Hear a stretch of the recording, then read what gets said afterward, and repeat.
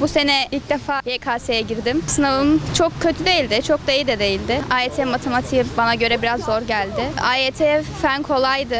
Onun dışında TYT fizik ve sosyal biraz zor geldi. Hayalim veterinerlik. Hayalim için sınav tam bilmiyorum ama biraz yetiyor sanırım. Ama mezuna da kalabilirim, tam bilmiyorum. Normal dışarıda girdiğimiz denemelere göre daha kolay olduğunu söyleyebilirim. Çünkü daha zor denemeler oluyor dışarıda. Ben matematik fen olarak beğendim, yani kolaydı bence normal denemelere göre. Onun dışında dün TYT'de Türkçe çok zorladı. Yani herkes zorlanmış. Yani çok yetiştiremedim, hani 2 kat gibi bir sürede çözdüm Türkçeyi. Ama onun dışında sıkıntı yoktu, sınav güzeldi. Heyecanım yoktu, biraz ondan şanslıyım. Ben doktor olmak istiyorum ama dünkü TYT'ye göre hiçbir şey diyemiyorum. Bugünkü sınavım güzel geçti ama dünkü sınavın sonuçlarıyla ilgili bir şey öngöremiyorum. İlk defa girdim. Edebiyat beklediğimiz gibi değildi çünkü çok kafa karıştırıcı soru vardı. Neredeyse hepsi birbirine benziyordu. Matematik zor diye beklerken edebiyatın zor olup matematiğin kolay olduğunu gördük. İkinci oturumda normal bir sınav olarak geldi.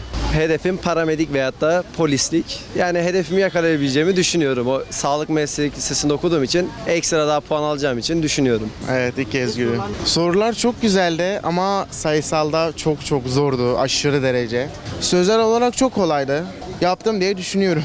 Eğer olursa inşallah avukat olmak istiyorum. Sınava ilk girişim güzel geçti. Bildiğim yerden gelen sorular da oldu. Bilmediğim sorular da vardı tabii. Beklediğimden güzel geçti sınav. Tarih soruları biraz zorlayıcı oldu. Coğrafya kolaydı, güzel geçti. Türkçe soruları da güzeldi.